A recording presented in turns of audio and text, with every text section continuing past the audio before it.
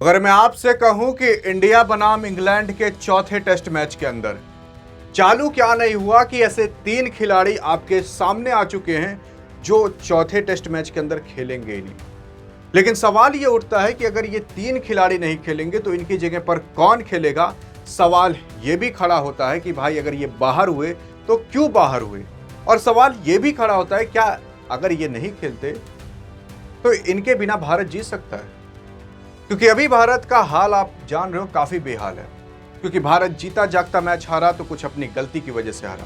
भारत ने अभी तक टोटल 3 मुकाबले खेले, जिसमें से 2 मुकाबले आपकी इंग्लैंड जीत कर लेकर चली गई, एक ही हमारे खेमे में आ पाया।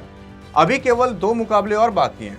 अगर ये 2 के दोनों मुकाबले हमारे खेमे में आ जाते हैं तब कहीं जाकर भारत टोटल 3 मुकाबला जीत पाएगा। और सीरीज जीतने के लिए 3 मुकाबला जीतना काफी ज्यादा अति आवश्यक है।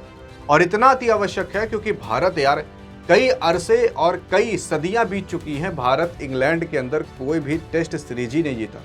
और काफी तो ऐसे मैदान हैं जहां पर भारत 80 सालों से वहां मैच ही नहीं जीता।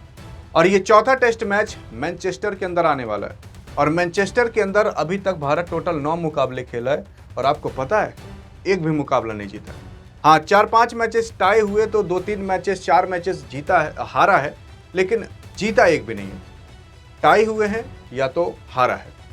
और सन 1934 के अंदर पहला मुकाबला यहां पर खेला था भारत, और वो भी ड्रॉ ही हो गया था। मतलब 1934 से आप मान सकते हो कि तब से लेकर अभी तक, मतलब 1934-1924 से लेकर अभी तक भारत वहां पर कोई मुकाबला ही नहीं जीता।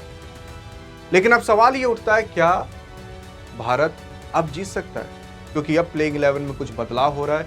गौतम गंभीर, शुभमन गिल की अगुवाई में क्या बदलाव हो रहा है वो सुन लो।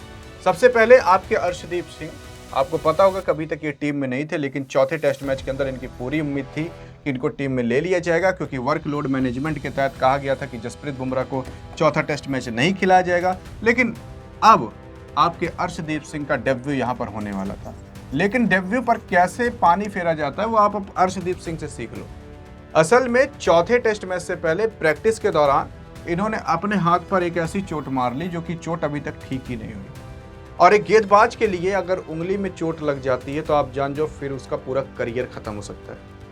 ये 5 उंगली उसके लिए इतनी अहम होती है कि आप मान लो कि उसी से घर चलता है उसका, उसी से पूरा देश का बॉलिंग का लाइन और लेंथ चलता है, उसी से वो चलता है। लेकिन ये बंदे ने अपने ही उंगली पर मार ली गेंद, जिसकी वजह से अब कहा जा रहा है कि ये रूल आउट हो चुके हैं। इनका जो डेब्यू था वो ड्रीम ही बनकर रह गया है। यानी कि अर्शदीप सिंह चौथे मुकाबले के अंदर जो दिखने वाले थे बुमराह की जगह, वो नहीं दिखेंगे। तो क्या पता बुमराह को वापस से खेलना पड़े, तो ठीक ही है अगर बुमराह साहब खेलते हैं। लेकिन अगर बुमराह साहब चौथा खेलेंगे तो फिर उनको 5वें से बाहर किया जाएगा। और अगर भारत चौथा जीत जाता है तो 5वें में इनका रहना काफ़ी ज़्यादा अति आवश्यक है। तो यहाँ भारत दोनों तरीके से फंस जाएगा।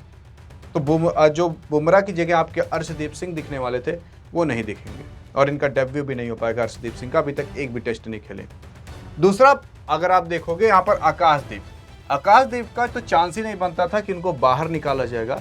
लेकिन प्रैक्टिस के दौरान मैच के ही अंदर इनके उंगली पर आप देख सकते हो चोट लग गई थी।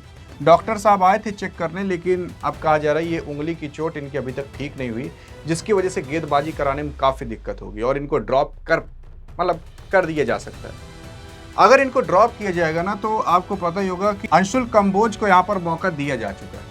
अंशुल कंबोज जो कि आईपीएल में सीएसके की तरफ से, एमआई की तरफ से खेल चुके हैं। इन्होंने अंडर 19 भी खेला है, इंडिया ए की तरफ से मैच भी खेला है, फर्स्ट क्लास मैच भी खेले हैं, जिसके अंदर इनका स्टैट काफ़ी अच्छा रहा है। काफ़ी अच्छा इन्होंने विकेट भी लिया है, काफ़ी अच्छी बॉलिंग भी की है, जिसकी वजह से अंशुल कंबोज को अब मौका मिल सकता है, क्योंकि ये इंग्लैंड पहुँच भी चुके हैं।